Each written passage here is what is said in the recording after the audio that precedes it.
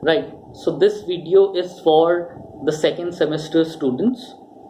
Since I could not take online classes, I decided to make pre-recorded videos and send it to the students.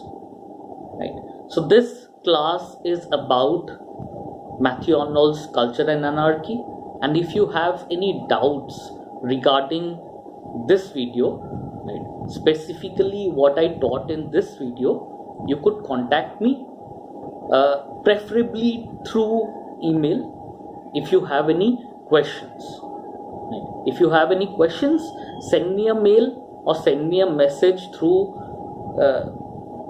Facebook. I don't have WhatsApp, so you can send me a question from any means that you have. Right. I'll try my best to answer all your questions. Right. So I have already provided you the written materials, a PPT designed to help you in understanding Matthew Arnold's cultural philosophy. I've sent you a PPT. I've also sent to one of your classmates, one of the students, I've also sent a PDF copy, a soft copy of the primary text that I will be referring to. Right? So the text that I am referring to is one of the very first editions of Matthew Arnold's Culture and Anarchy. Right? It's a Cambridge edition, right? Edited by J. Dover Wilson. J. Dover, Dover, Dover, Dover Wilson, Wilson. J. Dover Wilson. There's an excellent introduction given by J. Dover Wilson, which gives you basically the entire historical, political background of Victorian England. Right, which is very significant in trying to understand the cultural philosophy of Matthew Arnold. Right?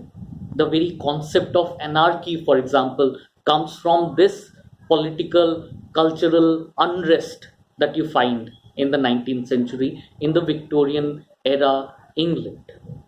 Right? So please go through the introduction. I mainly, whenever I've taught Culture and Anarchy, I've mainly concentrated on the first chapter of Culture and Anarchy, which is Sweetness and Light. Right? I usually only do the first chapter in detail. Right? I'll give you a historical, political background. Right? I'll give you biographical details of Matthew Arnold because they are very important for you to understand. Right? The influences that you find from his own life. Right. So I usually do only the first chapter in detail, Sweetness and Light, and I give a basic idea of the rest of the chapters. Right. Whether it is about Philistines, right? Philistines, barbarians, and the populace. Right? There's a chapter based on the divisions of society, the three divisions of society. Right? The aristocracy, the middle classes, and the lower classes. Right? The unskilled workers, laborers. Right? So there are a lot of other chapters that I won't be doing in detail. I'll mainly be concentrated on the first chapter of Culture and Anarchy because it is in there that you find the basic idea of culture propounded by Matthew Arnold, provided by Matthew Arnold. Basic idea of culture appears in the very first chapter of Culture and Anarchy, which is Sweetness and Light. Right. So two things you have to understand in order to make sense of the cultural theories of Matthew Arnold. Right? Mainly two things. Right? One is the very upbringing of Matthew Arnold. Right? It is a significant part of his cultural philosophy. Right? The basic influences that were formed during his upbringing. Right? This formed a major part of his psyche as a whole. Right? I'll give you the biographical details. That is one part. Right? The very upbringing is important. His life as he has led, right? That is very important in trying to understand the philosophy of Matthew Arnold. The second is the historical political background of Victorian era England. Right? Both are significant. Right? In terms of biographical details, you have to understand, for example, the influence of Thomas Arnold, right? The father of Matthew Arnold. Right? Thomas Arnold was a major formative influence on Matthew Arnold. Right? Thomas Arnold was a primary influence on Matthew Arnold. Right? Right. So Thomas Arnold essentially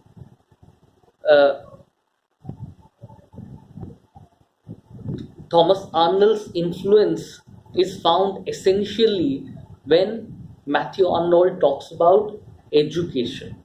Right? Education is at the very center of Matthew Arnold's philosophy. Right? You can't talk about any of the theories of Matthew Arnold without looking at the educational aspect of it. Right? Education is given primary importance when you talk about Matthew Arnold's cultural theories. Right? So Thomas Arnold was the headmaster of Rugby School. Right? Right? He is the headmaster. He was the headmaster of Rugby School. Right? RUGBY, Rugby School. Right? He was the headmaster of Rugby School. Right? And Rugby School, the kind of curriculum that Thomas Arnold designed, right? The kind of curriculum that Thomas Arnold designed, right, to be taught in Rugby School is very important. Right? Because the concentration of that entire curriculum, unlike our curriculum or the curriculum that you find in some of our own public schools, right? In fact, Thomas Arnold created, right? He entirely created what you know as the public school system today in England. Right? The entire public school system was created in a sense by Thomas Arnold, because many of the other schools, prominent schools, started emulating, started copying the kind of curriculum that Thomas Arnold was using. So what was the main emphasis of the curriculum that Thomas Arnold designed? Right? The curriculum of Rugby School focused primarily on moral character, right? Improving moral character. Right? It was designed to teach the students gentlemanly conduct. Right? Academic abilities, on the other hand, right, were secondary. Right? There were three parts to the curriculum that you found in Rugby School. Right? One was moral education. The second was character building, right? Gentlemanly conduct. Right? The third, right, was academic abilities. Right? So more focus was given on moral character, right? Moral character, instead of only looking at the academic abilities of the students. right? They were mainly secondary qualities, right? Secondary part of the curriculum. What was important was moral education, right? So remember this point, because later on this will have a profound influence on Matthew Arnold, right? Education is also important for Matthew Arnold, because Matthew Arnold was appointed as Her Majesty's Inspector of Schools in 1851. Right? 1851, he was appointed as Her Majesty's Inspector of Schools. Right? As you already know, the job description of the inspector of school, right? He would go to different parts of the country, right? Different parts of the country, mainly, right? Mainly, at least in the early years of his employment, he would travel mainly to rural areas, the countryside of England. Right? He would go to the countryside, and he would mainly go to the middle class, non-conformist schools. Right? He would go there, the children of middle class, non-conformist people, right? The schools that they went to, right? He would go there and he would inspect, right? Whether it is the curriculum, right, of the school, right? Right. So that is what Matthew Arnold's job was, right? But the education system itself in the 19th century underwent a lot of changes, right? A lot of changes, mainly due to the Newcastle report, right? Mainly due to the Newcastle report. If you have any doubts, you can go to the PPT and check out whatever I am saying, right? You check the points, right? The Newcastle report, right? In fact, in drafting the Newcastle report, right, Matthew Arnold was instrumental, because Matthew Arnold had to travel all over Europe, right? He went to France, right? He went to Holland, right? Holland, France. He went to these places and he studied the school system, right? He studied the school system, and you'll find a lot of non-fictional work, right, that he had written on his visits to these places, right? So education was very important, right, in the general scheme of his philosophies, right? He was Her Majesty's Inspector of Schools, and he was the professor. He was appointed a professor of poetry in 1857, right? In 1857 he was appointed professor of poetry at Oxford, right? At Oxford, which he held, the post he held for 10 years, right? He held the post for 10 years. Right? It is during that period, right, that he collected these materials that later became Culture and Anarchy, right? During this period, he traveled to different places and he gave lectures. Those lectures are compiled, right, collected, and those lectures formed a major part of the text that you have in your syllabus, Culture and Anarchy. Culture and Anarchy was published in 1869, right? So biographical details, the influence of the father, right?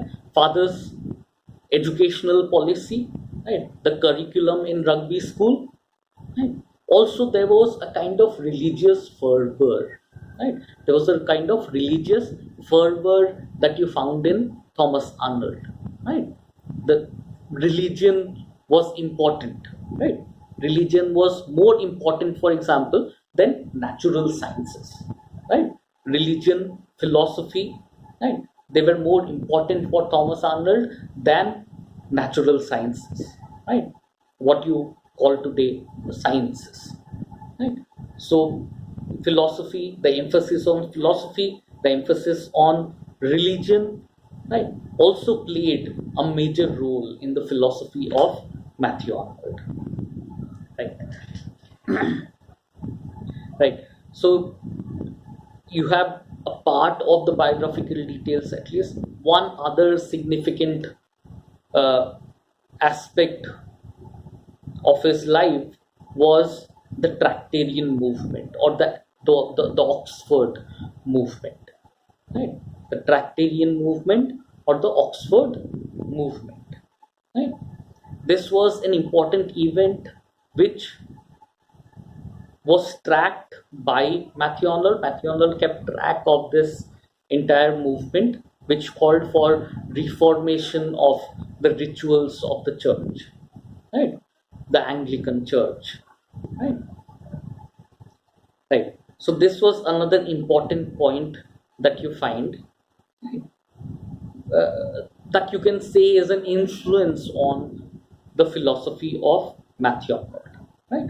The other influence, right, are the widespread changes that were happening in the 19th century Victorian society, right?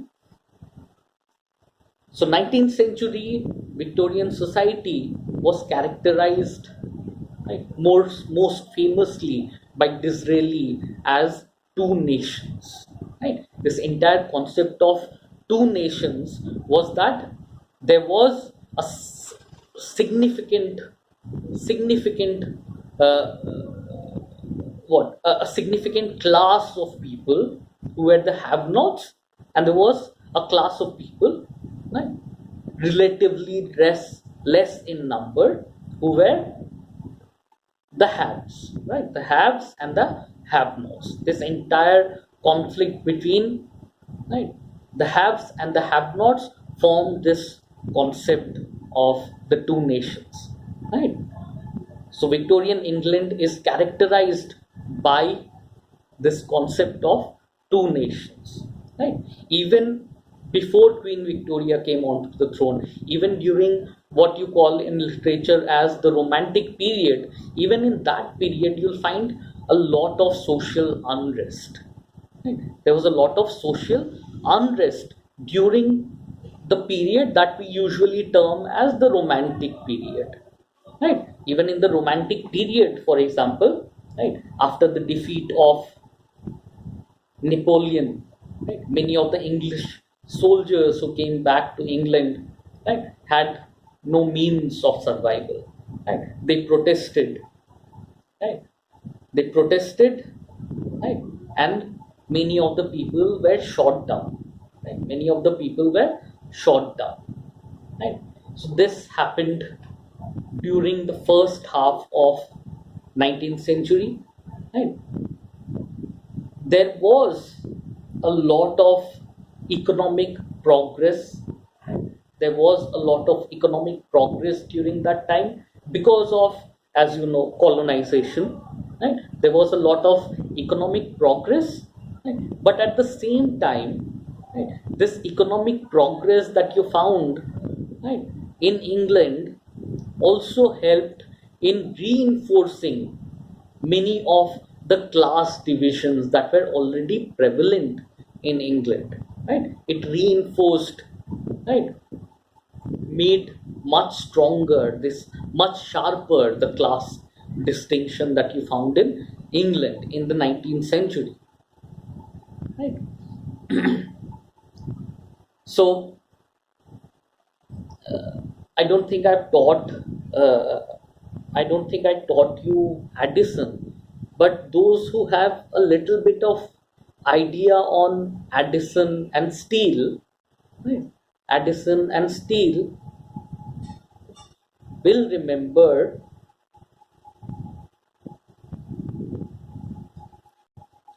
they will remember the character of Roger de Coverley. Right? Roger de Coverley, the character of Roger de Coverley, right? Coverley Papers.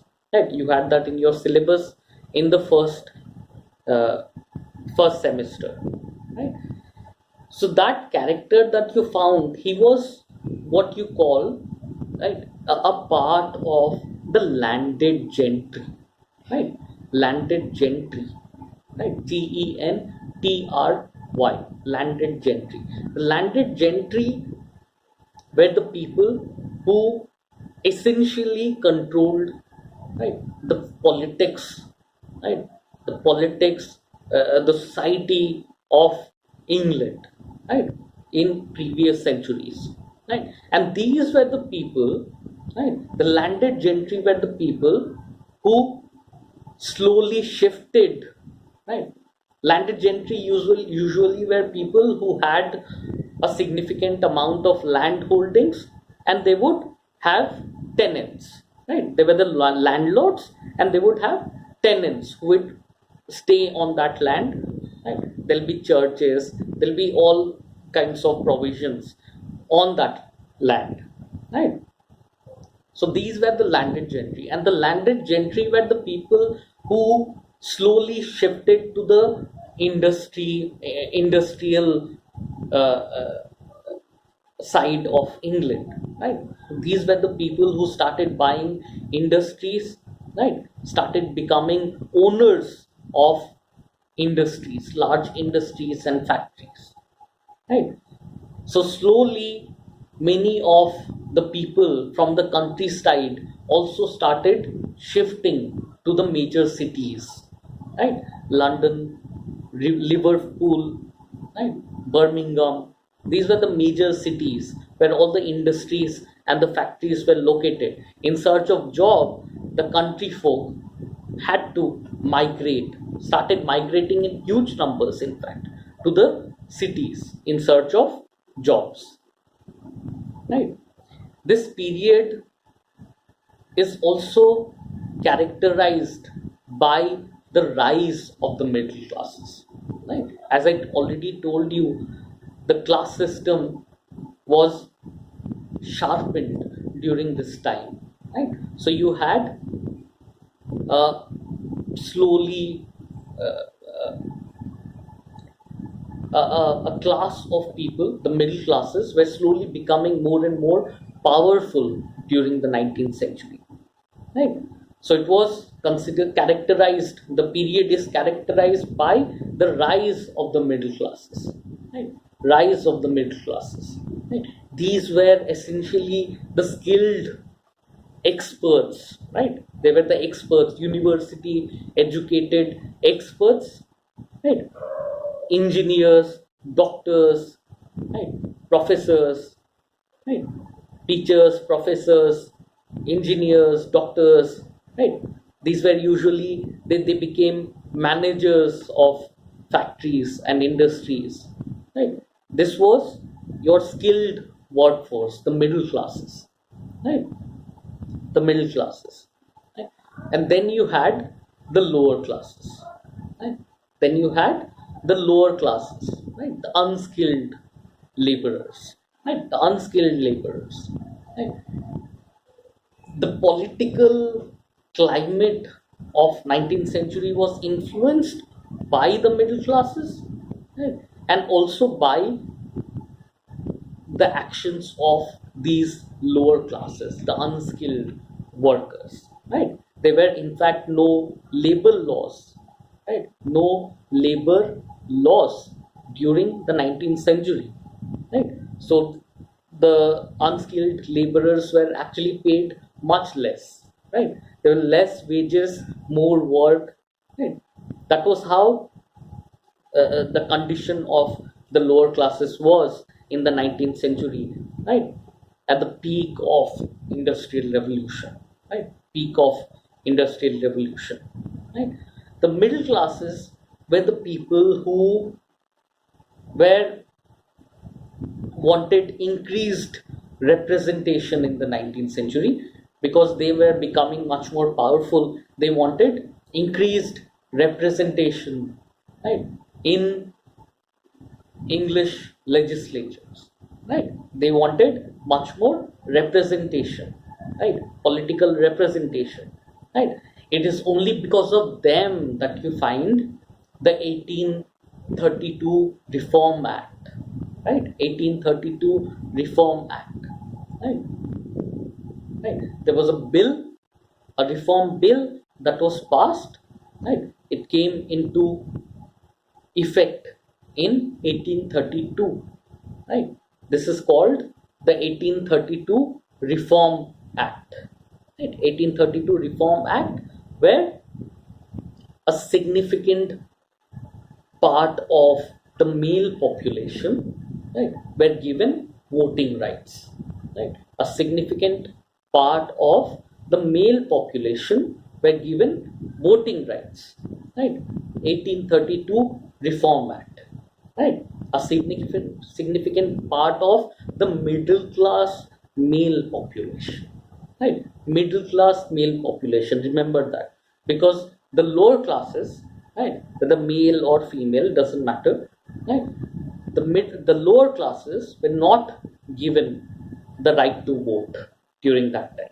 Right? They were not given the right to vote during the 19th century. Right? Women did not get the right to vote in the 19th century. Right? Women only got the right to vote in the 20th century after a lot of struggle. Right? So 1832 Reform Bill gave voting rights to certain section of society, right, of male population. Right? Essentially, these were the people who had some amount of land holding. Right? Some amount of land holding. Right? As you know, in today's world, or even then, not everyone could afford to have land holdings. Right? So people who had sufficient amount of land holdings, right, were given the voting rights. Right? The lower classes were excluded, the women were excluded. Right? Right. The other significant uh, political event was the 1867 Reform Act. 1867 Reform Act. 1832 Reform Act. Right? There was a second Reform Act in 1867. Right? 1867 Reform Act. In 1867, due to, right, mainly due to the Hyde Park protest, right, mainly due to the Hyde Park protest, HYDE, Hyde, HYDE, Hyde Park protest, right, in 1866, right, mainly due to that, right, there was another Reform Act that was passed. Right? Hyde Park revolt essentially was where a peaceful group of lower class people, right, suddenly became violent, right, and started taking off the barricades of Hyde Park. Hyde Park usually was reserved for mainly the upper classes of upper class of people, right, who would go there to the park. It was not open for the lower classes. So these people suddenly became violent and they took off the barricades of the park, right? And this essentially gave birth to what you call the 1867 Reform Act. Right? 1867 Reform Act, another significant part of the population, male population again, right, were given voting rights. Right? Why now, when you are in a democracy, right, when you are in a democracy, right, it is important that everyone has voting rights. India, for example, right, just after, even before independence, everyone had voting rights in India. Right? Women did not have to struggle for voting rights. The lower classes did not have to struggle for voting rights in India. Right? But that is the basis of democracy. Right? Many of the cultural political theories of Matthew Arnold, right,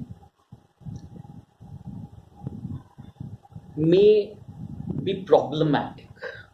Right? So it is problematic for it is problematic. The cultural philosophies of Matthew Arnold are problematic because they are mostly against the kind of democracy that we find today. Right? In a democracy, everyone has the right to vote. Right? But Matthew Arnold believed that the lower classes should not, in fact, many of the middle class people should not be allowed to vote. Right?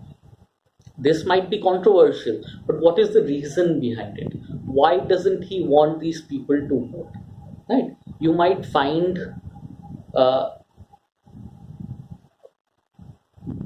one major influence on this kind of a point of view has been there, right? Already existent, right? It was already there. This kind of controversial view that not everyone should be allowed to vote, right, in a society. Right? You find that in Plato as well, right? Plato also talked about this, right? Plato, as you know, if you read the Republic, Plato advocated a kind of dictatorship, right? Right. The society that he envisions is essentially a kind of